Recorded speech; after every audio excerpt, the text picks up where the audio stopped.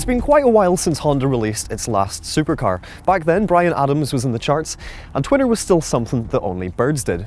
That car was, of course, the iconic NSX, developed with the help of a certain Ayrton Senna and his famous leather loafers, and manufactured with what at the time was groundbreaking technology. Of course, we now finally have a follow-up in the shape of the new NSX, but it's still this one, the original, which set the pace not just for its next of kin, but for every supercar since.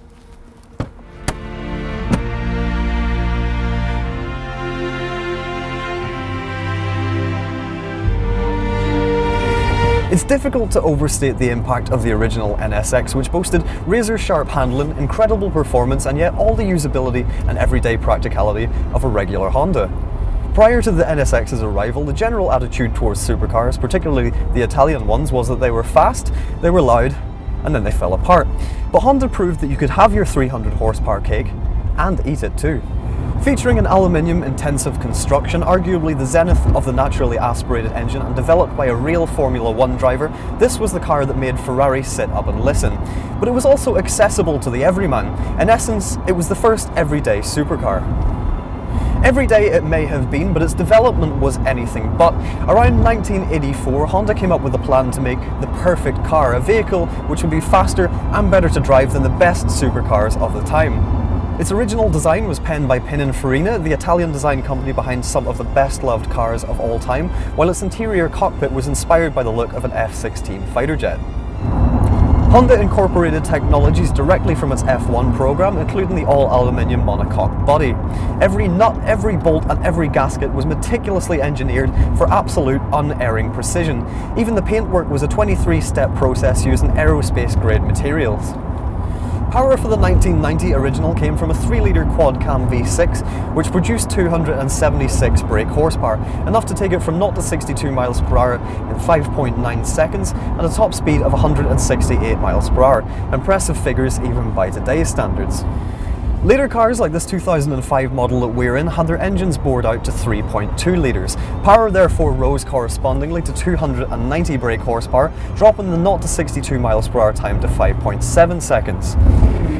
It's seriously quick too, even by today's standards, and the screech of that V6 is scarcely believable.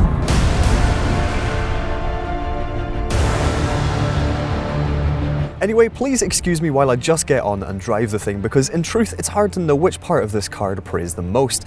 The engine is incredible, the snappy action of this manual gearbox is fantastic, and the chassis balance absolutely sublime. You can thank Senna for that one. The steering is nowhere near as quick as that on a modern performance machine, and cars with the optional automatic gearbox are significantly down on character, but everything about it is so feelsome.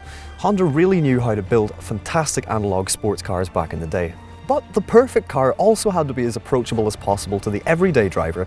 It had supercar beating performance, but it was also meant to be forgiving, helpful, something your nan could drive. Dial things back from 10/10ths and it's a wonderfully usable car every day with a surprisingly comfortable suspension. Then ramp things back up again and the speed at which it can change direction is almost surreal. It's so hugely confidence-inspiring that it makes anyone feel like Senna. No loafers required. Ergonomically it was great as well, with the simple controls falling easily to hand. All-round visibility is fantastic, while the fact that each was practically hand-built to such exacting standards means that quality and reliability are second to none.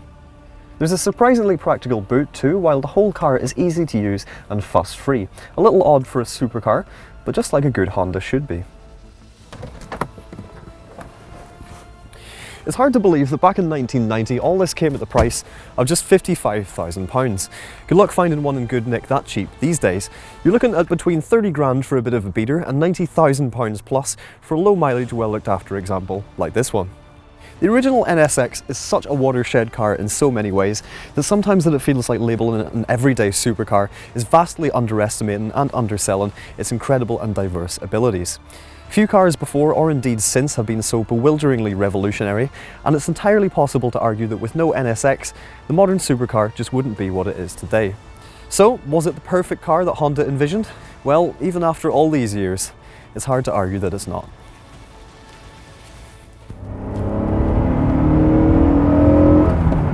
Oh, I love this car.